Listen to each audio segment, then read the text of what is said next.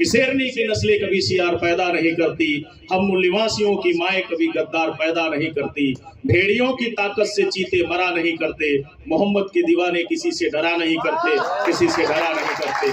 खुला दुश्मन ज्यादा अच्छा है छुपे दुश्मन के मुकाबले, क्योंकि अल्लाह के रसूल सल्लल्लाहु अलैहि वसल्लम फरमाते हैं हदीस की रवायतों में कि अगर कोई मोमिन हो, सही मायने में मोमिन हो, एक बार किसी बिल से डसा जाए दोबारा उसी बिल से नहीं डसा जाएगा। एक ऐसे मोमिन है 75 साल से एक ही बिल से डसे जा रहे हैं। कभी कभी मुझे भ्रम हो जा रहा है, ये डसे जा रहे हैं कि इनको कुछ लोग निजी मफाद के लिए, निजी फायदे के लिए पकड़कर उन आस्तीन के सांपों के पास ले जा करके डसवाने का काम करते हैं। वो आज की तारीख में आस्तीन का सांप बन के आपको डसने का काम 75 साल से कर रही है। क्योंकि किनारों पर खड़े समंदर पार होते नहीं, किनारों पर खड़े समंदर पार होते नहीं, नभ को निहारने से चांद तारे हासिल होते नहीं। तोड़ो अपनी सीमाओं को खुद को और काबिल करो, तोड़ो अपनी सीमाओं को खुद को और काबिल करो, ताकत दो अपने पंखों को, एक उड़ान और भरो, एक उड़ान और भरो।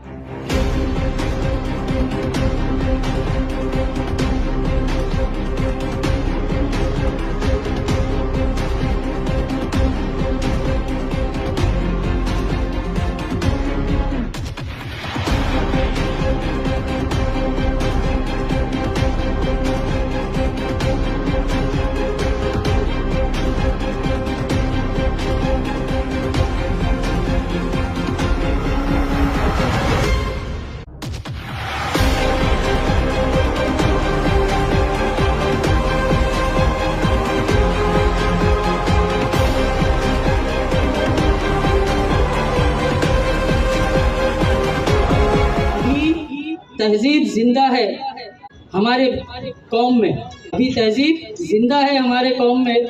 हम बाप बन चुके हैं फिर भी अपने बाप से डरते हैं।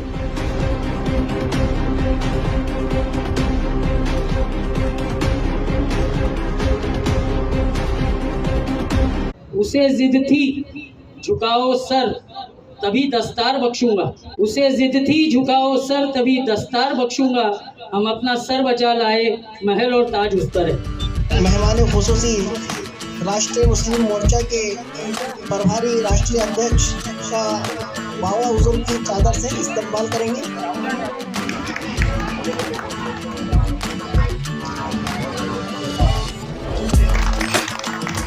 हो गया जैसा यहाँ ऐसा कहाँ हो पाएगा, हो गया जैसा यहाँ ऐसा कहाँ हो पाएगा।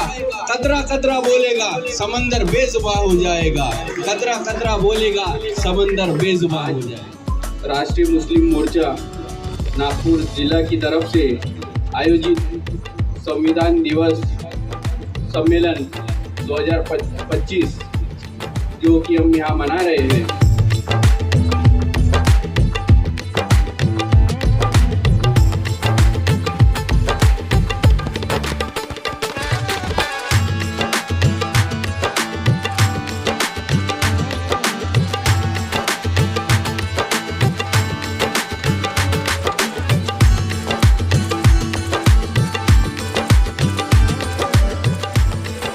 दर्द है सीने में, कौम का दर्द है सीने में चिंगारी बनकर, हर न्याय पे उठती है ललकारी बनकर। हम वो आवाज है जिसे खामोश नहीं कर पाओगे, हम वो आवाज है जिसे खामोश नहीं कर पाओगे, क्योंकि सच्चाई चलती है तलवार की धार बनकर। जनाब मौलाना साहब के मार्गदर्शन में जो विचारों की जो आंधी है ना, वो कोहराम मचाने के लिए तैयार है। तो मैं फिर से कहूंगा आप लोगों से, फिर से कहूंगा, ये खामोश मिजाजी तुम्हें जीने नहीं देगी, ये खामोश मिजाजी तुम्हें जीने नहीं देंगी। इस दौर में जीना है तो कोहराम मचा दो। बहुत बहुत शुक्रिया इतने दूर से दिल्ली से आए हमारे आज के मेहमान जनाब चांद मोहम्मद साहब, राष्ट्रीय प्रभारी मुस्लिम मोर्चा नई दिल्ली। और ये बात अपने दिमाग के अंदर अच्छी तरह से घुसा लो, अच्छी तरह से फिट कर लो। मुसलमान ना कभी कमज़ोर था, ना आज है, ना कभी रहेगा। आज चंद मक्कारों ने, चंद देश के गद्दारों ने ये माहौल बना दिया है कि मुसलमानों तुम कमजोर हो। ये अपने दिमाग से निकाल दो कि हम कमजोर हैं, कि मुसलमानों तुम कौन हो। हम वो है जिन्होंने, हम वो टीपू सुल्तान के मानने वाले हैं जिनसे अंग्रेज ब्रिटिश गवर्नमेंट थर थर कांपती थी। अपने आप को, हम बहादुर है, बहादुर कौम है, अपने आप को पहचानो। मक्कारों से, गद्दारों को पहचानो। हमारा दुश्मन कौन है उसको पहचानो। कौन हमारे साथ साजिश कर रहा है उसको पहचानो। इस साजिश का जवाब क्या है, हमको किस तरह देना है, इसको पहचानो। इसके लिए हमको जुड़ना पड़ेगा राष्ट्रीय मुस्लिम मोर्चा से, ताकि हम इससे जुड़े और पहचाने हमारे दुश्मन कौन है। चिड़िया, कौवे ने कान लेके भागा, दौड़ो दौड़ो दौड़ो, नहीं। दुश्मन कौन है? अगर कोई अत्याचार कर रहा है तो क्यों कर रहा है, इसके पीछे हाथ किसका है? कि हिंदू मुसलमान, हिंदू मुसलमान, हिंदू मुसलमान का नाटक बहुत हो गया। कोई हिंदू किसी का दुश्मन नहीं है, कोई मुसलमान किसी का दुश्मन नहीं है। ये इंसानों के दुश्मन चंद गद्दार, जिनके हमारे देश में, हमारे हिंदुस्तान में अमन और अमान और शांति का माहौल कायम करने के लिए सिर्फ और सिर्फ अपना दुश्मन कौन है उससे लड़ो, संविधान के दायरे में रहकर। और आज संविधान दिवस के मौके पर अपने ये अहद करो कि हमारा जीना, हमारा मरना सब संविधान के दायरे में होगा। हम संविधान के दायरे में रहकर अपने हकूक हासिल करेंगे।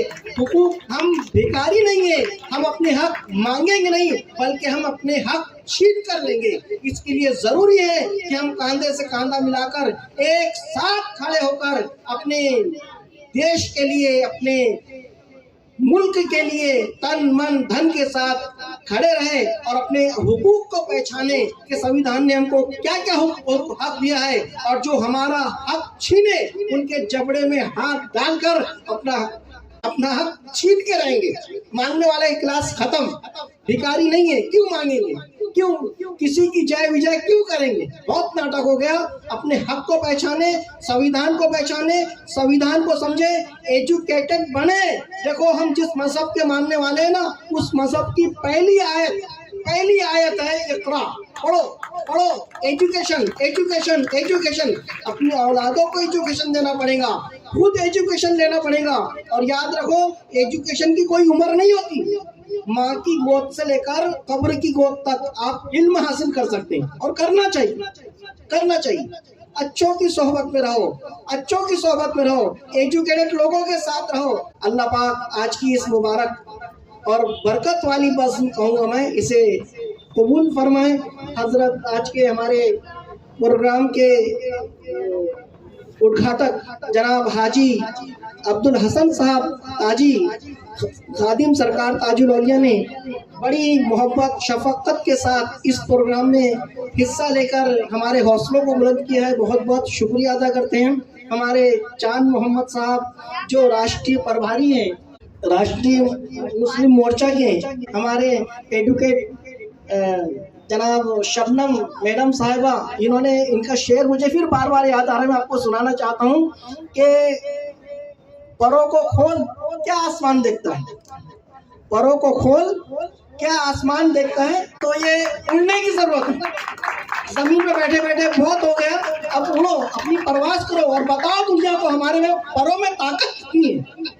इसी तरह हमारे एडवोकेट रहमत अली साहब और जितने भी हमारे गेस्ट यहाँ पर मौजूद है, मैं सबका शुक्रिया अदा करता हूँ, और आप सबका भी खुसूसी के साथ शुक्रिया अदा करता हूँ। आज के दौर में देखा गया है कि हमको हमारी कम्युनिटी में एक सोशियो इकोनॉमिक रिफॉर्म लाना ज़रूरी है।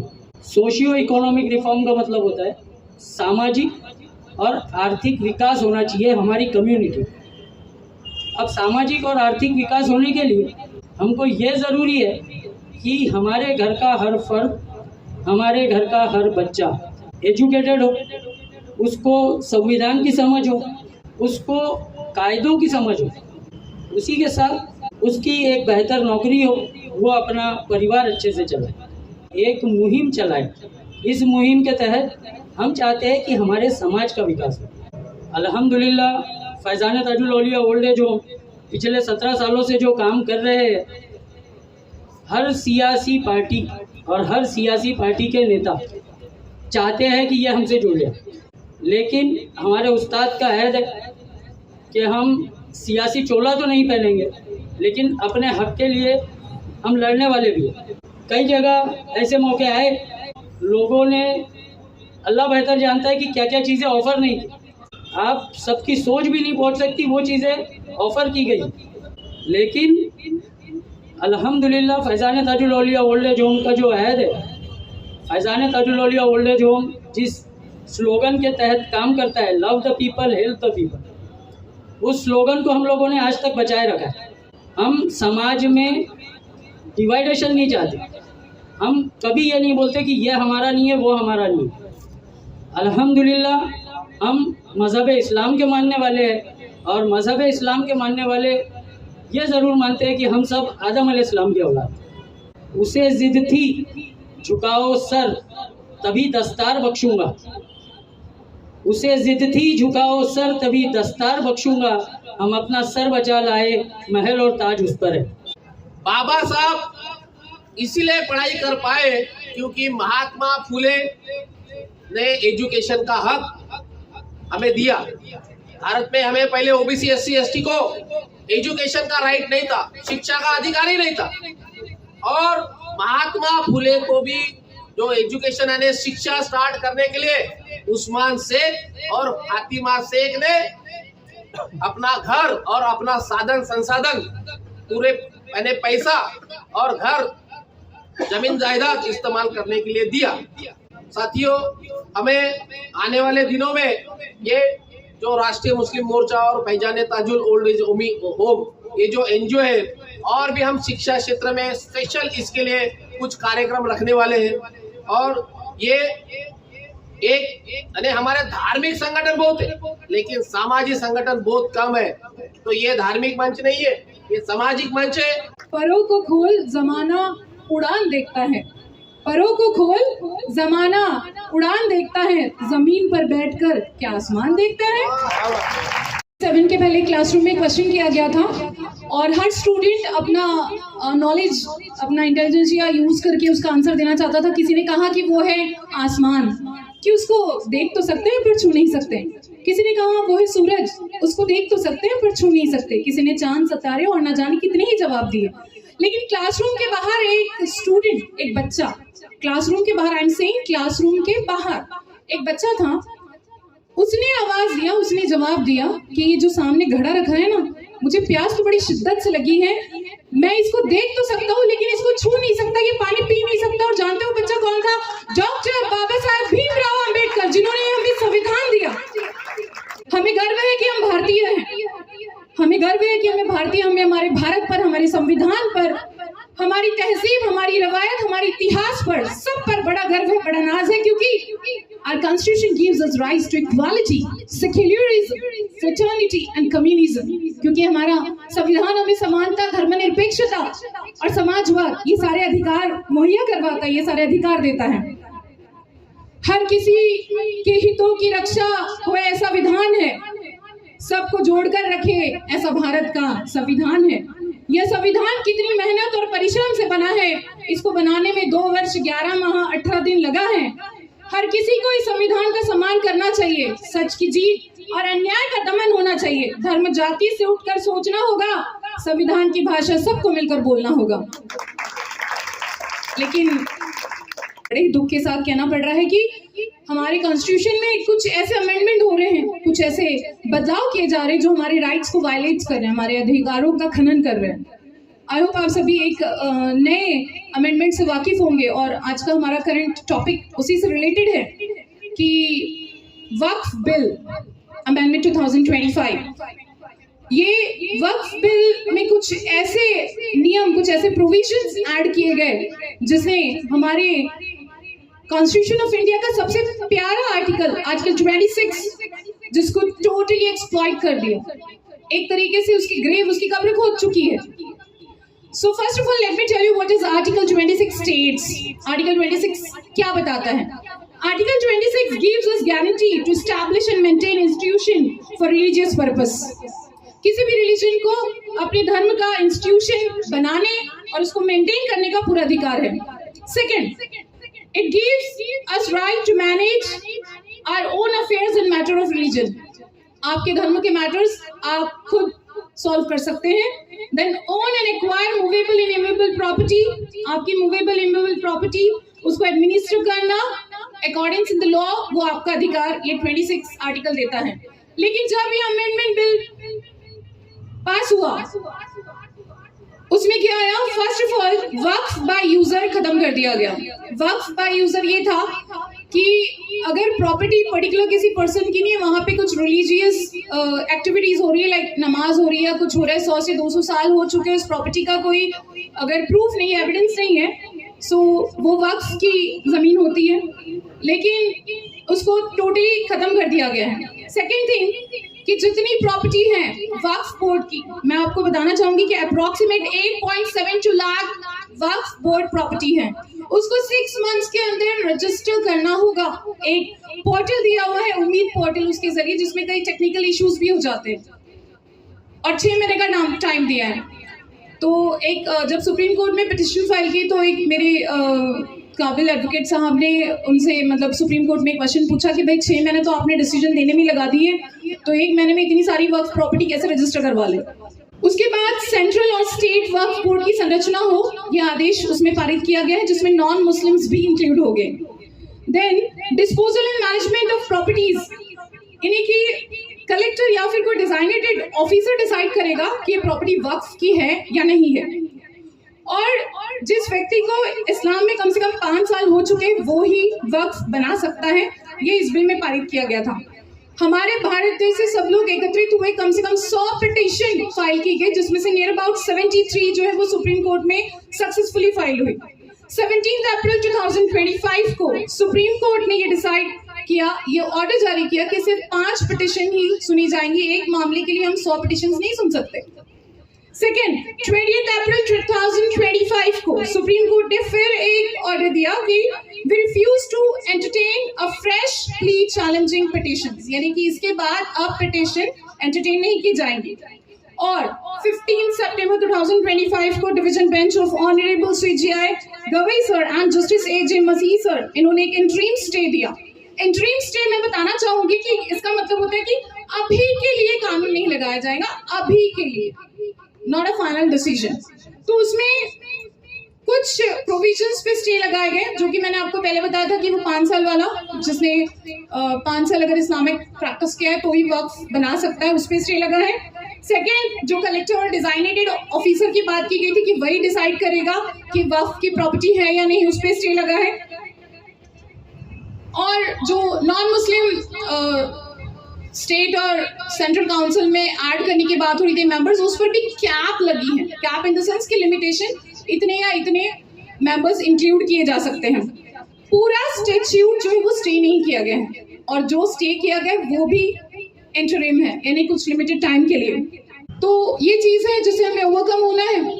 कई कोशिशें जारी हैं, कई गवर्नमेंट्स के कुछ हिस्से, कुछ एनजीओज, इंडिविजुअल तौर पर कुछ एडवोकेट्स बहुत कोशिश कर रहे हैं, और आपको भी कहीं ना कहीं ये कोशिश करना है, हम सबको मिलकर ये कोशिश करना है, क्योंकि बड़ा ही गंभीर सवाल है, ये बहुत बड़ा क्वेश्चन है, इजी नहीं है। हम घर में बैठकर टीवी पर एंटरटेन करके इन चीजों को देख रहे हैं, but it's a very big and a very broad concept that we have to deal with it. जिस संविधान की वजह से आप और हमारा अस्तित्व बचा है, जिस संविधान की वजह से आपका और मेरा मौलिक अधिकार जो है हम पूरी तरह से उसका उपभोग ले सकते हैं, वो संविधान खतरे में है।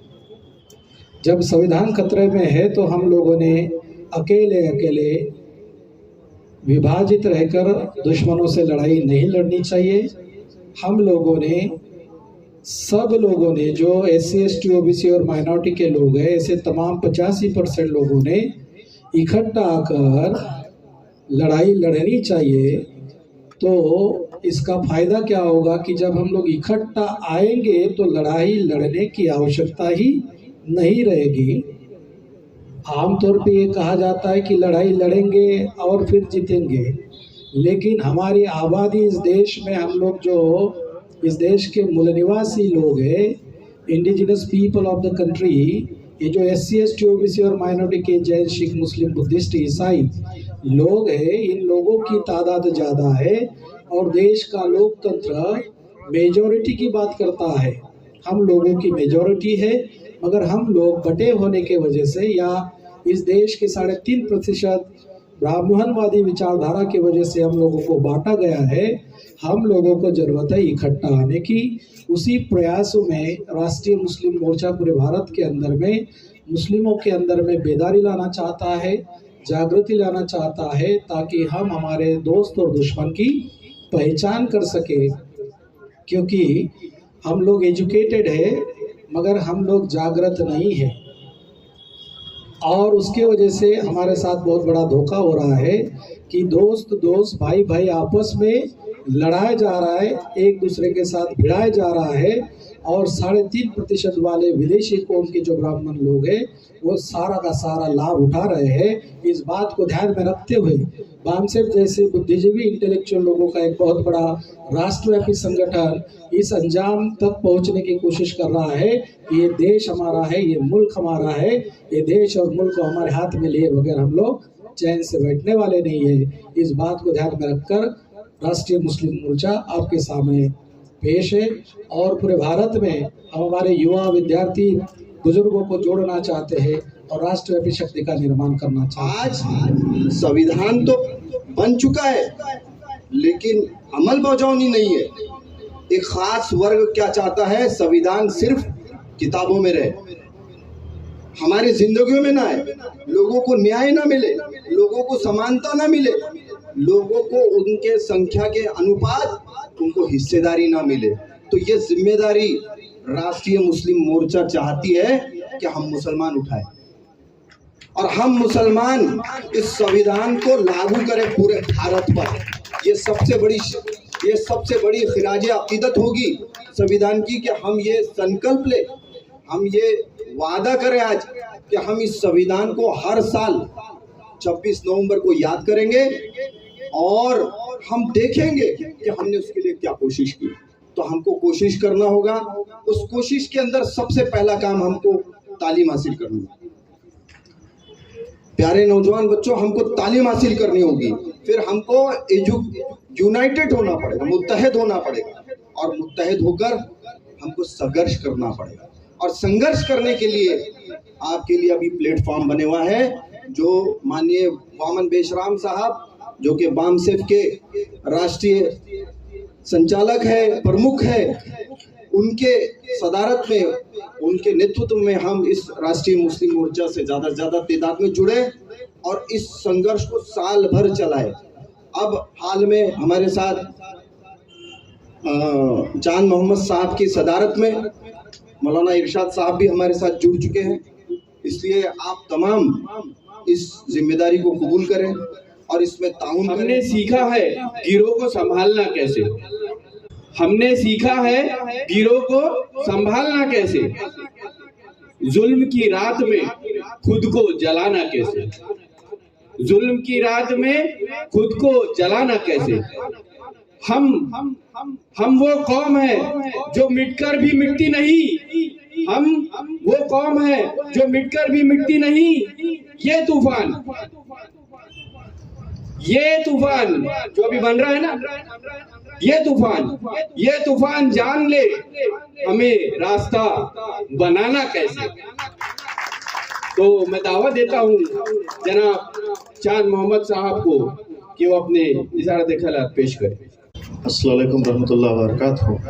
आप तमाम साथियों का मैं तहे दिल से इस्तकबाल करता हूँ और साथ ही इस बात के लिए शुक्रिया अदा करता हूँ कि बेहसाट नोटिस पे आज खास मौके पे खास तौर से भारतीय संविधान का जन्म 26 जनवरी 1949 के दिन हुआ, यानी आज के तारीख में भारतीय संविधान बनकर मुकम्मल हुआ और उसे आगे चलकर 26 जनवरी 1950 को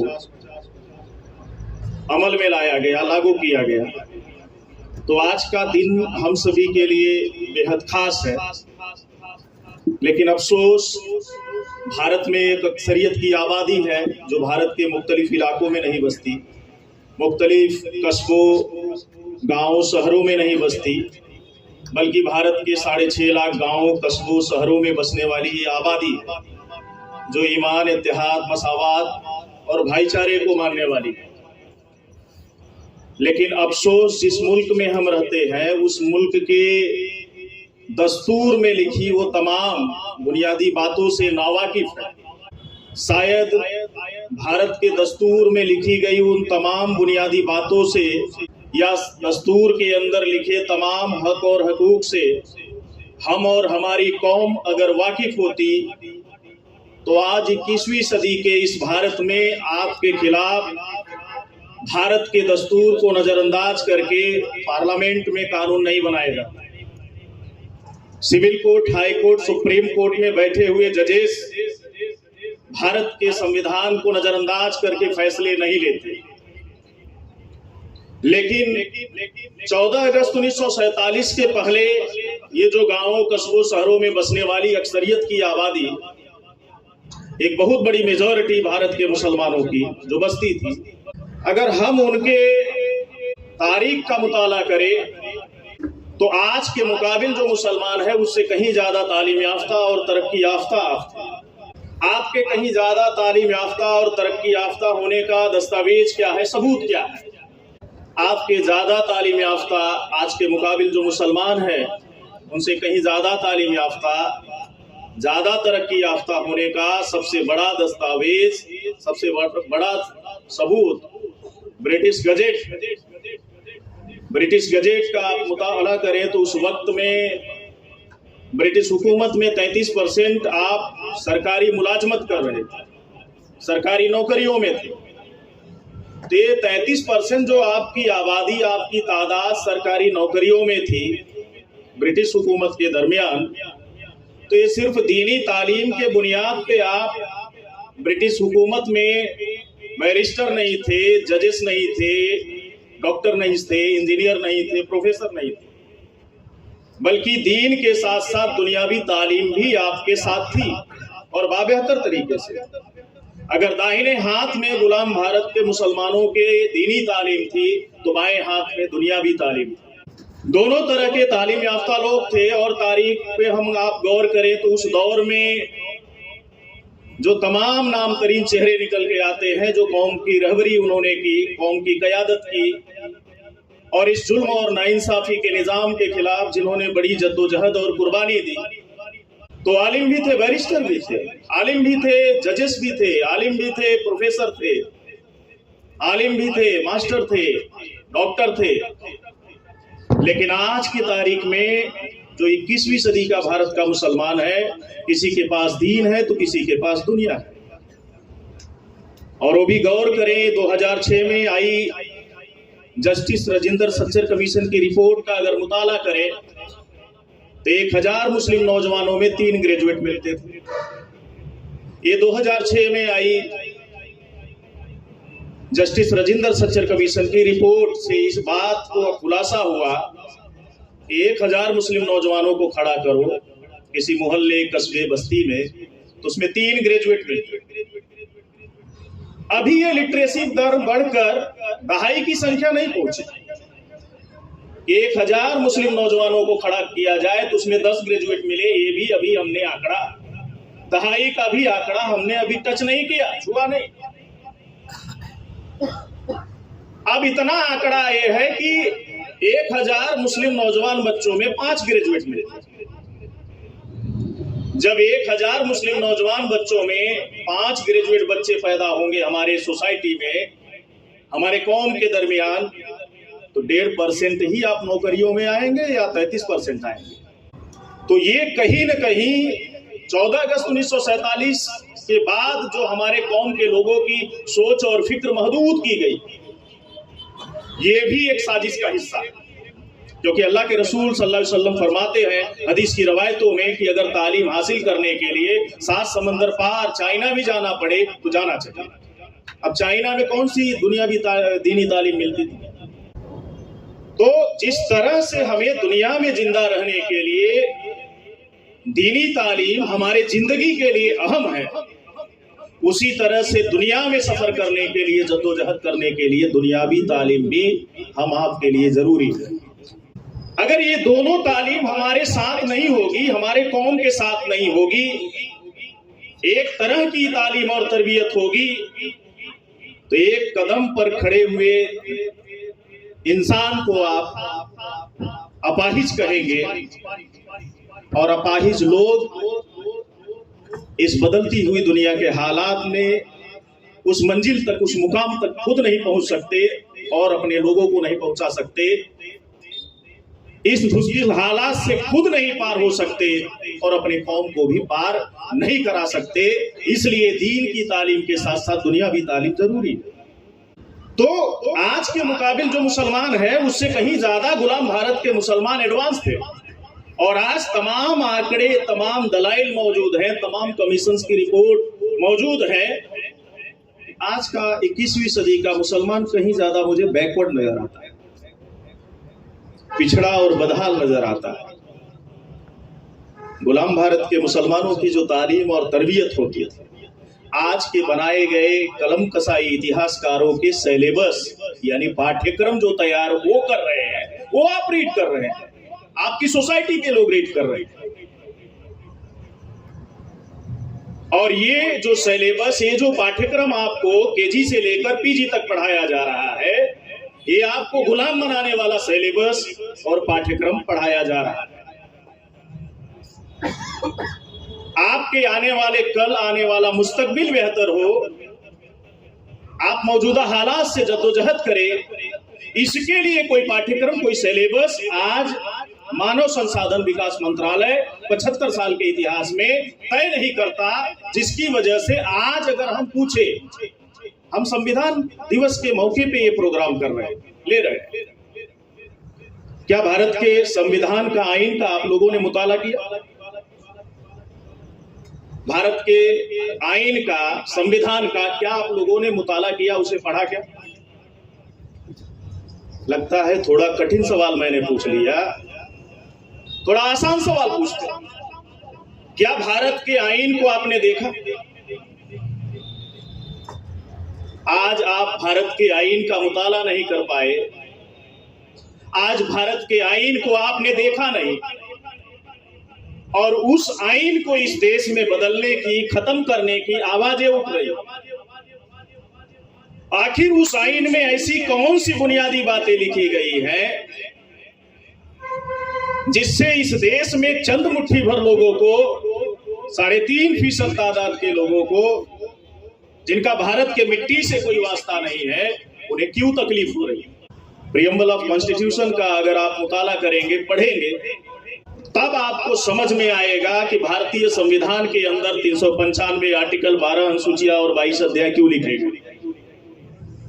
मैं जितना भारतीय संविधान को पढ़ने, समझने की अभी कोशिश कर रहा हूं, तो जिस संविधान की रचना डॉक्टर बाबा साहब अम्बेडकर ने की, उसके प्रत्येक आर्टिकल में जो प्रत्येक सेंटेंस इस्तेमाल किए, प्रत्येक सेंटेंस के अंदर प्रत्येक जो वर्ड इस्तेमाल किए, सारे सेंटेंस, सारे आर्टिकल, सारे वर्ड आपको अधिकार संपन्न बनाने के लिए, हक और हकूक देने के लिए डॉक्टर बाबा साहब अम्बेडकर ने भारत के संविधान के अंदर लिखे। लेकिन आज उसी भारतीय संविधान में 75 साल से 3.5% मनुवादी मानसिकता के लोग, जो नहीं चाहते इस देश में बराबरी कायम हो, वो नहीं चाहते सभी इंसानों को आजादी का हक हासिल हो, वो नहीं चाहते सभी के साथ इंसाफ हो, वो नहीं चाहते सभी के दरमियान भाईचारा हो। इस सोच और फिक्र के लोग, जहनियत के लोग आज के तारीख में वो भारतीय संविधान को अमल में लाने की बात छोड़ दीजिए, उस संविधान के अंदर 106 अमेंडमेंट कर दिए, संशोधन कर दिए, तब्दीली कर दिए। ज्यादातर जो तब्दीली की गई संविधान के अंदर, उन तब्दीलियों से हम बैठे हुए जो ओबीसी, एससी, एसटी माइनॉरिटी के इंटेलेक्चुअल हैं, स्कॉलर हैं, आलिम दीन हैं, अगर हम आप गौर करें और गहराई से उन तमाम अमेंडमेंट पे, संशोधनों पे, तब्दीलियों पे नजर डालें, गौर करें, तो हमारे कॉन्स्टिट्यूशनल राइट में इन तब्दीलियों से इजाफा नहीं हुआ, बल्कि जो कॉन्स्टिट्यूशनल राइट डॉक्टर बाबा साहब अम्बेडकर ने आपको प्रत्येक आर्टिकल में लिख कर दिए, उन आर्टिकल को या तो समाप्त कर दिया गया, या तो प्रभावहीन कर दिया गया, या शून्य कर दिया गया, या 0 कर दिया गया। आज 106 अमेंडमेंट किए जा चुके हैं। तो ये बात हम आपको गौर करने की जरूरत है कि आज भारत का जो संविधान डॉक्टर बाबा साहब अम्बेडकर ने बनाया वो दुनिया का सबसे बड़ा अधिकारों का दस्तावेज है, हक और हकूक का दस्तावेज है। और भारत में रहने वाले 1 अरब 40 करोड़ लोगों, आवाम का भारत का दस्तूर दोस्त है, यानी भारत के आवाम का दोस्त है भारतीय संविधान। लेकिन जो आवाम के दोस्त नहीं, वो कैसे आवाम के दोस्त को संविधान को अमल में लाएंगे? वो लगातार संविधान के विरोध में काम कर रहे हैं, कंटिन्यू काम कर रहे हैं। और पिछले अगर हम बात करें 75 सालों के, अगर हम तमाम उतार चढ़ाव और संशोधनों और तब्दीलियों के दौर पे और आज अभी मौजूदा पिछले 1 दशक के दरमियान रोशनी डाले तो कभी 370 हटाया जाता, कभी सीए, कभी एनआरसी, कभी एनपीआर लाया जाता, कभी आईपीसी के साथ छेड़छाड़ किया जाता, कभी मतांतरण पे कानून बनाया जाता, कभी यूनिफॉर्म सिविल कोड लाया जाता, कभी वक्फ अमेंडमेंट एक्ट 2025 लाया जाता, यानी वक्फ संशोधन विधेयक 2025 लागू किया जाता। अमूमन ये जो नए कानून बनाए गए, ये सारे के सारे कानून को अगर हम लोग समीक्षा करें तो इस नतीजे पे पहुंचते हैं कि ज्यादातर जो कानून हैं इनमें वो भारत के मूल संविधान के मूल सिद्धांतों के खिलाफ है। लेकिन गौर करने वाली बात है कि अभी एक खास बात मैं आप लोगों के रोशनी में लाना चाहता हूं। शायद आप इस बात पे सोचते होंगे, गौर करते होंगे या गौर किया होगा। बीजेपी 2014 से लेकर 2024 तक केंद्र में फुल फेज मेजोरिटी की गवर्नमेंट थी, रूलिंग पार्टी थी। अभी जो बीजेपी की सरकार है केंद्र में, सेंट्रल में, वो बैसाखी की गवर्नमेंट है। लेफ्ट हैंड अगर नीतीश कुमार है तो राइट हैंड चंद्रबाबू नायडू है, यानी बैसाखी वाली सहारे वाली गवर्नमेंट है, फुल फेज मेजोरिटी वाली गवर्नमेंट है। फुल फेज मेजोरिटी वाली गवर्नमेंट अभी पिछले 10 साल का टर्म उसने पूरा किया, लेकिन उन्हें फुल फेज मेजोरिटी जो हासिल थी वो लोकसभा के अंदर थी, राज्यसभा के अंदर नहीं। और किसी भी कानून को कानूनी दर्जा हासिल करने के लिए लोकसभा से पास हुए बिल को राज्यसभा में जब तक 2/3 सदस्यों के बहुमत से उस बिल को ना पास किया जाए तब तक वो बिल ही रहता है, एक्ट का दर्जा, अधिनियम का दर्जा, कानूनी दर्जा हासिल नहीं कर सकता। चलो बीजेपी को लोकसभा में बहुमत था इसलिए 370 हटाने पे, सीए, एनआरसी, एनपीआर पे, यूनिफॉर्म सिविल कोड पे, आईपीसी के साथ छेड़छाड़ के मामले में लेबर लॉ में संशोधन, लेबर लॉ में उन्होंने तब्दीली लाई, इसके लिए उन्होंने बिल पास किया। ये बात समझ में आती है राज्यसभा में इन मुद्दों पे कैसे कानून पास हो गए, उन्हें तो बहुमत नहीं था। तो जो सोकल सेकुलर पार्टियां हैं वो आज की तारीख में आस्तीन का सांप बन के आपको डसने का काम 75 साल से कर रही है।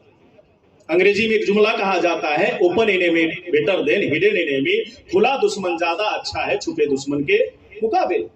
आस्तीन के सांपों ने आपको इस दहलीज पे लाके खड़ा किया। हमारे बड़े बुजुर्ग गांवों में एक कहावत कहते हैं कि इतनी छोटी लोहे के कुल्हाड़ी की औकात नहीं है कितने मोटे दरख्त को काट पाए। जब तक उसी दरख्त की डाली का एक हिस्सा उस छोटे से लोहे के कुल्हाड़ी में बेत का हिस्सा नहीं बनता, तब तक मोटे से मोटे दरख्त को काटा नहीं जा सकता। हम और हमारी कौम यूं ही तबाह और बर्बाद नहीं हुए, उसकी तबाही और बर्बादी के पीछे कुछ चेहरे, लेकिन वो चेहरे बेनकाब किए बगैर आप मौजूदा हालात से नहीं निकल सकते। कौन जालिम है, कौन मजलूम है, इस बात का इल्म कौम के अंदर अगर नहीं पैदा किया गया, इस बात को लेकर बेदारी, इस बात को लेकर तालीम और तरबियत कौम की नहीं की जाएगी तो बार बार धोखा खाए और खा रहे हैं। क्योंकि अल्लाह के रसूल सल्लल्लाहु अलैहि वसल्लम फरमाते हैं हदीस की रवायतों में कि अगर कोई मोमिन हो, सही मायने में मोमिन हो, एक बार किसी बिल से डसा जाए दोबारा उसी बिल से नहीं डसा जाएगा। एक ऐसे मोमिन है 75 साल से एक ही बिल से डसे जा रहे हैं।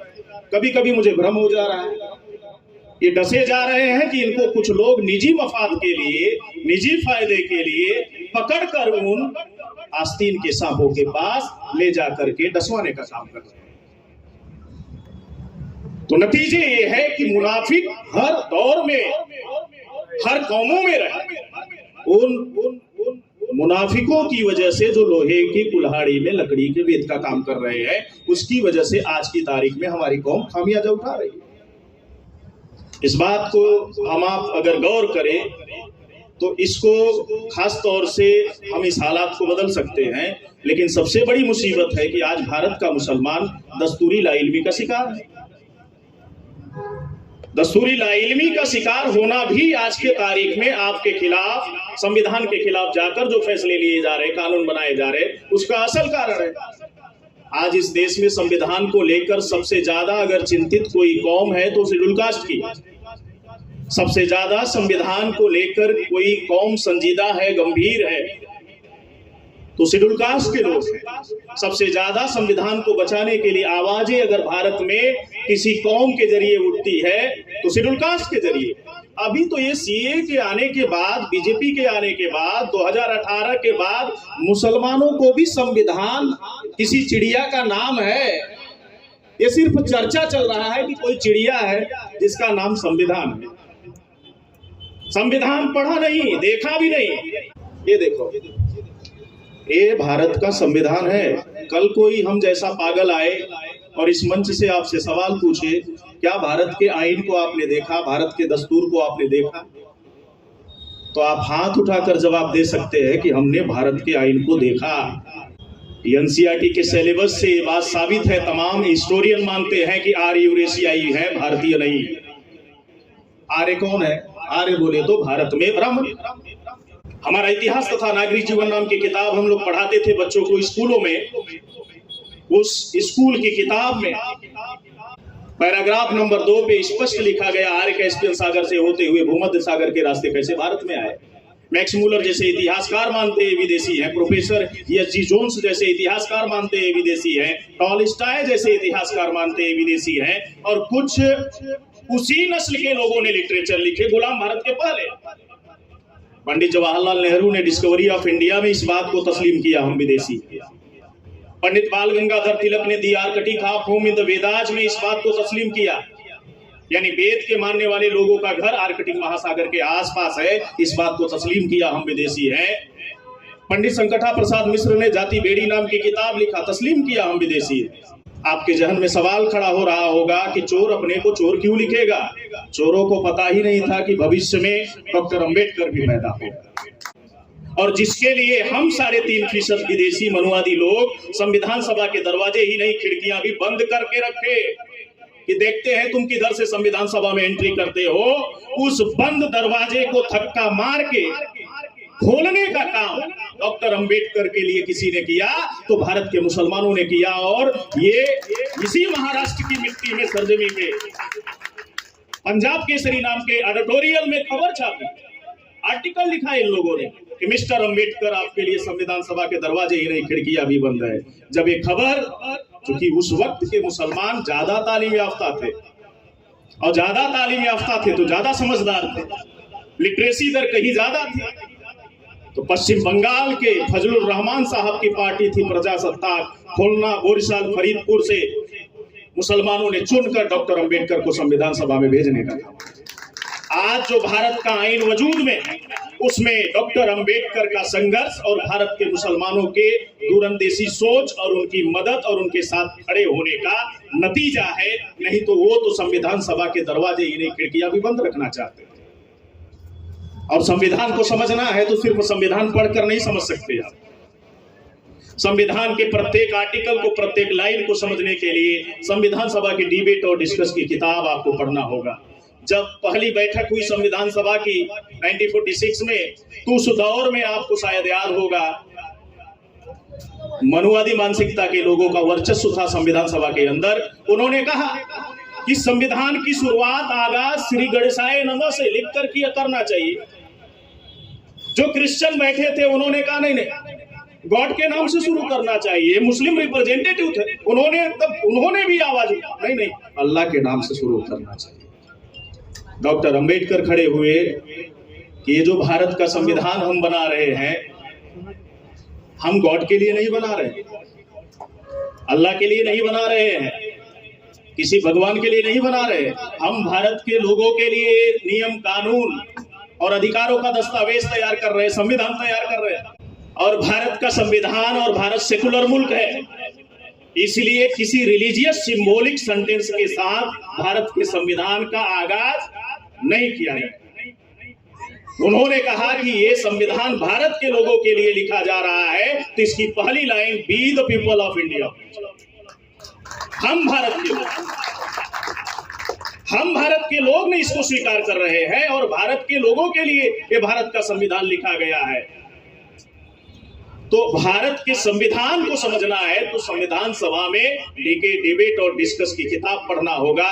जो हिंदू राष्ट्र का राग बलाप रहे हैं, हिंदुस्तान बनाने की बात कर रहे हैं, संविधान सभा में भी जब आर्टिकल फर्स्ट लिख रहे थे डॉक्टर बाबा साहब अंबेडकर, उसकी ड्राफ्टिंग तैयार कर रहे थे, उस वक्त भी मनुवादी कह रहे थे कि इसका हिंदुस्तान राम रखा जाए, इसका नाम आर्यवर्त रखा जाए, जम्बूद्वीप रखा जाए। डॉक्टर अंबेडकर समझ गए, दूरंदेश थे, विद्वान थे, ये बदमाश इन फ्यूचर में आगे चलकर बदमाशी करेंगे, इसलिए किसी आर्टिकल का इंटरप्रिटेशन करके नहीं लिखा, व्याख्या करके नहीं लिखा, लेकिन भारत के संविधान के पहले अनुच्छेद का डॉक्टर बाबा साहब अम्बेडकर ने व्याख्या करके लिखा, यानी एग्जाम्पल के साथ लिखा, India that is a Bharat, जो इंडिया है वही भारत, क्योंकि वो जानते थे कि ये 3.5% मनुवादी आने वाले दिनों में, अभी पिछले जून महीने में सुप्रीम कोर्ट में लंबे समय से याचिकाएं पड़ी थी कि भारतीय संविधान से इंडिया शब्द हटाना चाहिए, भारत दैट इज हिंदुस्तान करना चाहिए। उसको सुप्रीम कोर्ट ने सारी याचिकाओं को खारिज कर दिया। इस बात को गहराई से समझने की जरूरत है साथियों। ये बात हम आपको गौर करने की जरूरत है कि भारतीय संविधान हम भारत के ओबीसी SC ST माइनॉरिटी के लिए बहुत ही ज्यादा महत्वपूर्ण है, इंपॉर्टेंट है, लेकिन हम भारतीय संविधान के महत्व और ताकत को नहीं समझ पा रहे। लेकिन 3.5% मनुवादी भारतीय संविधान के ताकत और महत्व को जानते हैं, इसलिए बार बार वो संविधान बदलने की बात करते। 2014 में एक मेंबर ऑफ पार्लियामेंट चुन के आया अनंत कुमार हेगड़े, प्रेस कॉन्फ्रेंस में कहा कि हम संविधान बदलने के लिए सत्ता में आए। आपको शायद याद होगा 9 अगस्त 2018 को दिल्ली के जंतर मंतर पे संविधान के पन्ने जलाने वाले कोई और नहीं थे, RSS और बजरंग दल के लोग। इस देश में अभी आपको शायद याद होगा एक दोनों आंख का अंधा आदमी है, काना नहीं बोल रहा हूं, दोनों आंख का अंधा आदमी है, राम भद्राचार्य महामंडलेश्वर है, दोनों आंख का अंधा आदमी, वो भी बोलता संविधान बदलना चाहिए। उत्तर प्रदेश में एक ब्राह्मण सम्मेलन में मधु मिश्रा नाम की महिला थी, उसके समाज की, सम्मेलन लेते हुए उसने बात कही प्रबोधन में कि जिनके पुरखे हमारे पुरखों के कभी जूते साफ किया करते थे, आज संविधान की वजह से कुर्सियों पर बैठकर हमें आदेश दिया करते। ये गंभीर बातें हैं, सोचने की जरूरत है। यानी उसके समाज के लोग संविधान में क्या लिखा है समझते हैं, क्योंकि संविधान गैर बराबरी का एंटीडोट है, संविधान जुल्म और नाइंसाफी का एंटीडोट है। अगर संविधान अमल में लाया गया होता तो आज राजस्थान के जालौर में कक्षा 3 में पढ़ने वाले इंद्र कुमार मेघवाल नाम के बच्चे की सिर्फ इस बात के लिए उसके स्कूल के हेडमास्टर ने पीट कर हत्या कर दी, स्कूल के बरामदे में रखे हुए मिट्टी के घड़े से पानी निकाल कर पी लिया। ये उस मासूम से कक्षा 3 में पढ़ने वाले बच्चे का अधिकार था, अपराध नहीं था। लेकिन आज भी 21वीं सदी के भारत में संविधान होने के बावजूद, समानता का अधिकार होने के बावजूद इस देश में छुआछूत के नाम पर हत्याएं हो रही है। आज भारत में मुसलमानों के साथ भी ऐसा हो रहा है, कभी फर्जी गौकसी के नाम पर, कभी फर्जी लव जिहाद के नाम पर, अब तो मुसलमान होने के नाम पर, यानी मुसलमान होना जैसे जुर्म हो गया है, क्राइम हो गया है। तो मौजूदा हालात में ये जो ब्राह्मणवादी ताकतें हैं, नफरतवादी ताकतें हैं, उनके करेक्टर को देखकर, चरित्र को देखकर हम ये बात कहने के लिए मजबूर हैं कि साजिशे शहर में, आज साजिशे शहर में मुजरिम के सिवा कोई नहीं। ये साजिशों का शहर बना रखा है ब्राह्मणवादी लोगों ने। इसलिए मैं कहा करता कि साजिशे शहर में मुजरिम के सिवा कोई नहीं। आजकल वही खतरे में है जिसका गुनाह कोई नहीं, जिसका गुनाह कोई नहीं। आज अक्सरियत की आबादी जो ईमान, इत्तेहाद, मसावात, इंसाफ को मानती है, आज उसे मुसीबत में डालने का काम इस देश में एक क्रिमिनल आइडियोलॉजी ने करने का काम किया। उस क्रिमिनल आइडियोलॉजी के असरात हमें भारत के मुख्तलिफ हिस्सों में आए दिन दिखाई देते हैं, अलग अलग इलाकों में आए दिन दिखाई देते हैं। अभी एक दलील देकर बातें कही गई, पिछले दिनों 60 साल का बुजुर्ग जई चलती ट्रेन में अपनी बेटी से मिलने के लिए कल्याण से नासिक के लिए ट्रेन में सफर पे था, सिर्फ मुसलमान होने के नाते उसकी मॉब लिंचिंग की गई। आज हम आपके घरों से नकाबपोश माँ बहनें बच्चियां अपने वालिद के साथ, शौहर के साथ, भाई के साथ अगर ट्रेनों में सफर में हो, सिर्फ मुसलमान होने के नाते चलती ट्रेन में 2 साल पहले आरपीएफ का कांस्टेबल पिस्टल निकालता है और बेरहमी के साथ कत्ल कर देता है। कत्ल करने वाला वो आरपीएफ का कांस्टेबल, रेल में सफर करने वाले, ट्रेन में सफर करने वाले यात्रियों के जान माल की हिफाजत के लिए रखे जाते, लेकिन वो बेगुनाह आम मुसलमान की चलती ट्रेन में ऑन ड्यूटी पिस्टल निकालकर आरपीएफ का कांस्टेबल बेरहमी के साथ कत्ल कर देता है। साथियों, एक और करने वाली बात है, वो आरपीएफ का कांस्टेबल मेंटल डिसऑर्डर का शिकार नहीं था। वो आरपीएफ का कांस्टेबल मेंटल डिसऑर्डर का शिकार नहीं था। शायद मेंटल डिसऑर्डर का शिकार होता तो ऑन ड्यूटी नहीं होता, बल्कि मेंटल हॉस्पिटल में होता। बल्कि वो आज के तारीख में इस देश में आरएसएस की क्रिमिनल आइडियोलॉजी का शिकार। इस आइडियोलॉजी की वजह से आम बेगुनाह लोगों की जानें ली जाती है। तो इस व्यवस्था को, जुल्म और नाइंसाफी के इस निजाम को खत्म करने के लिए राष्ट्रीय मुस्लिम मोर्चा मुल्की सतह पे कोशिश कर रहा है।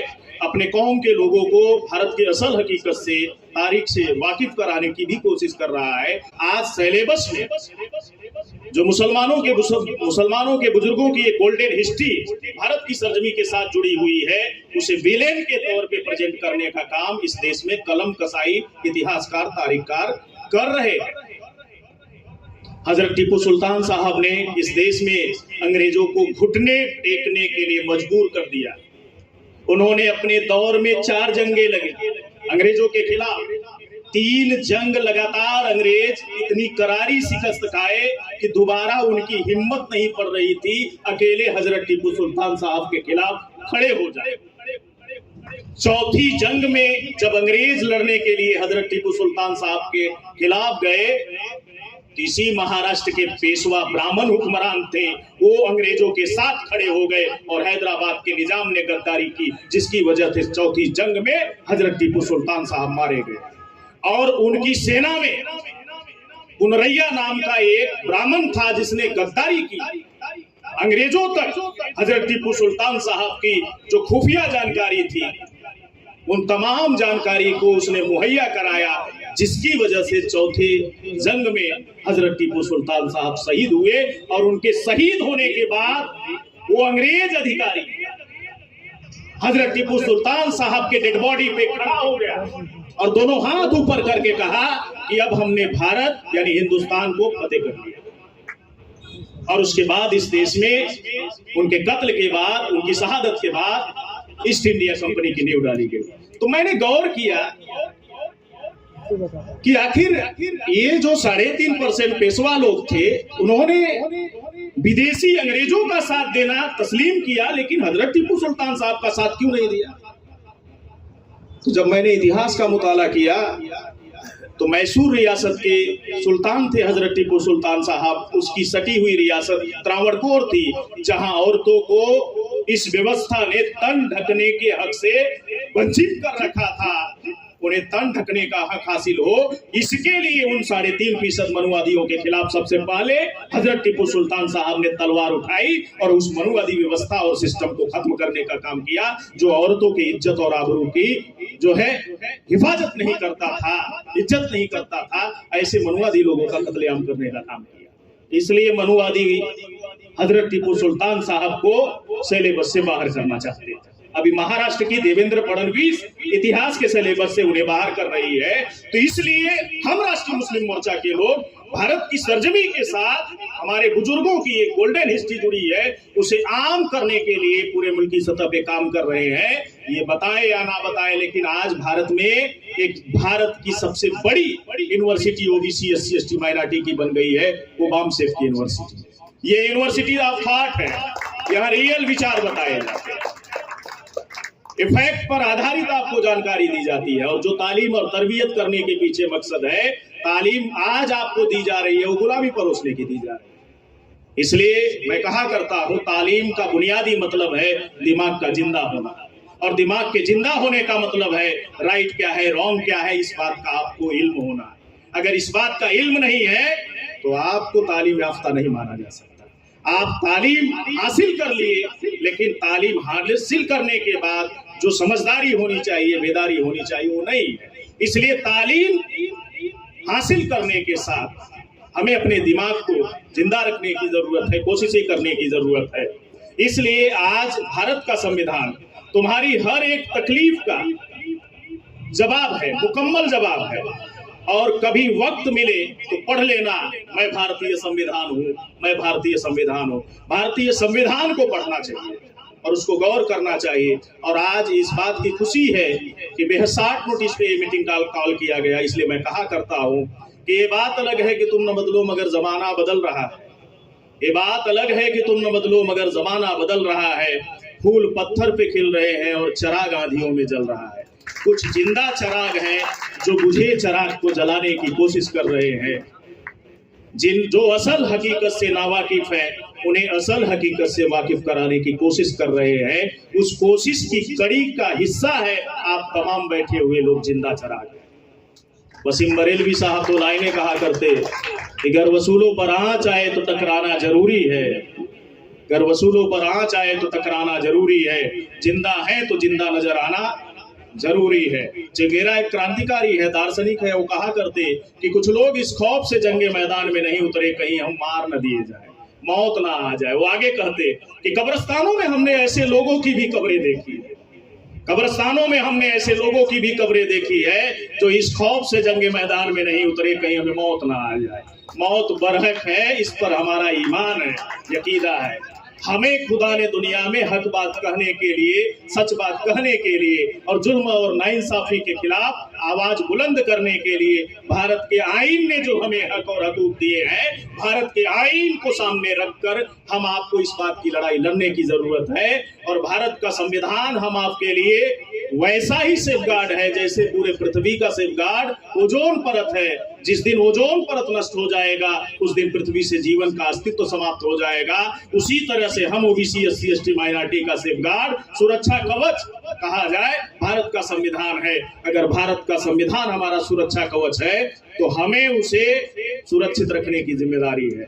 और हम ही लोग भारत के मूल निवासी हैं, तारीख से साबित है। और 21 मई 2001 के डीएनए ने साबित कर दिया कौन देसी और कौन विदेशी है। इसलिए मैं कहा करता हूँ शेरनी की नस्लें कभी सियार पैदा नहीं करती, हम मूल निवासियों की माएँ कभी गद्दार पैदा नहीं करती। आज इस देश की संपत्ति को लूट कर भागने वाले जो लुटेरे हैं, कोई विजय मोदी, कोई विजय माल्या, कोई नीरव मोदी, कोई सुशील मोदी, कोई मेहुल चौकसी, ढेर सारे मित्रों के मित्र ही हैं। इसलिए मैं कहा करता हूं कि शेरनी की नस्लें कभी सियार पैदा नहीं करती, हम मूल निवासियों की माएँ कभी गद्दार पैदा नहीं करती, भेड़ियों की ताकत से चीते मरा नहीं करते, मोहम्मद के दीवाने किसी से डरा नहीं करते, किसी से डरा नहीं करते। डरने की जरूरत नहीं है, हक और सच बात कहने की जरूरत है। हक और सच बात के लिए उसके राह में हमें वक्त और इल्म और माल की कुर्बानी देने की जरूरत है। इसके लिए हम आप काम करेंगे, सफर करेंगे, कोशिश करेंगे। और आप लोग भारत के आईन का मुताला करें, ऐसा आप लोग करेंगे। इस मौके पर मैं इतनी ही बातें जरूरी समझता था, आपने मेरी बात सुना, इसके लिए बहुत बहुत शुक्रिया। और संविधान दिवस के मौके पे बहुत बहुत मुबारकबाद देते हुए अपनी बात खत्म करता हूँ। बहुत बहुत शुक्रिया। अस्सलाम वालेकुम, जय हिंद।